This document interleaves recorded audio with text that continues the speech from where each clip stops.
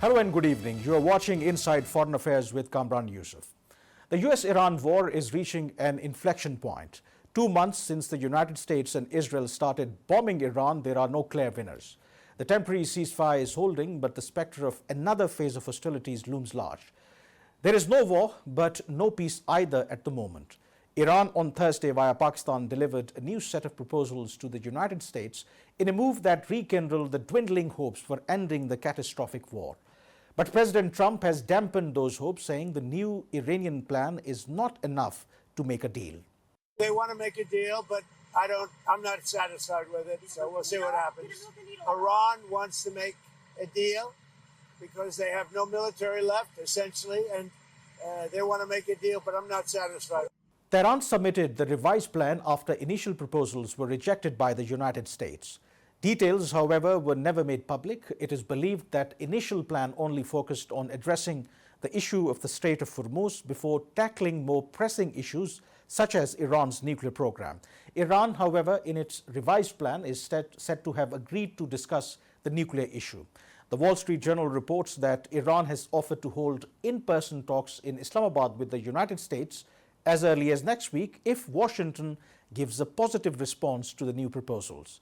Remember, Pakistan twice during last 2 weeks came close to arranging a second round of talks between Iran and the United States. But Iran's refusal not to engage with the US directly before it lifts the naval blockade has prevented the second round from happening. Since then, back-channel diplomacy has taken over and both sides are talking to each other through Pakistan. Meanwhile, the Pentagon briefed President Trump on potential military options to pressure Tehran to sign a deal on Washington's terms. However, the appetite for renewed hostilities is waning. 6 in 10 Americans say it was a mistake for the US to use military force against Iran, according to a new survey. That's on par with 59% who called the Iraq war a mistake in May 2006. A Gallup poll from 1971 noted that roughly 6 in 10 Americans said the same thing about the Vietnam War.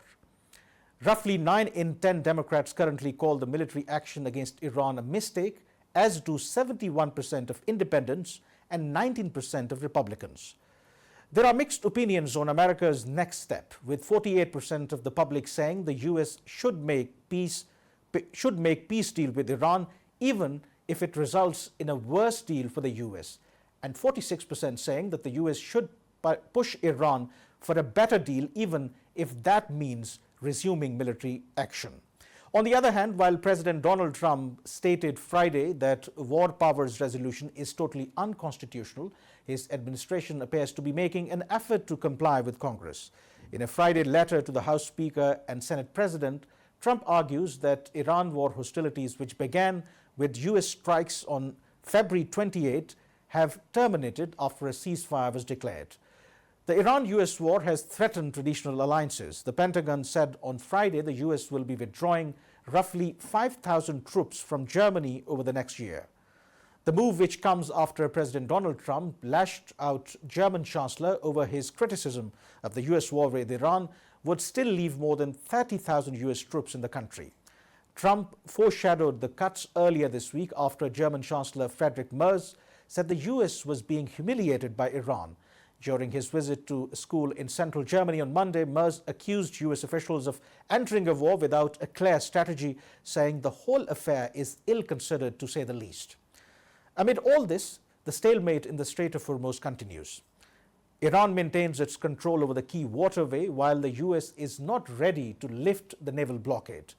The result is soaring oil prices in international market, keeping people on tenterhooks. With the US virtually rejecting revised Iranian proposals, the world watches anxiously what happens next. Pakistan, a key mediator, is at least keeping the hopes for a diplomatic solution alive. At a time when tensions between Iran and the United States continue to cast a long shadow over regional stability, Pakistan struck a cautiously optimistic note, insisting that diplomatic efforts remain active and alive. The clock on diplomacy has not closed, Foreign Office spokesperson Tahir Andrabi said during weekly briefing, signaling that despite setbacks, space for negotiations still exists. We have to take a break here, and after the break, I'll be joined by Dr. Adil Najam to discuss and analyze this evolving situation as far as Iran-US conflict is concerned. So stay with us.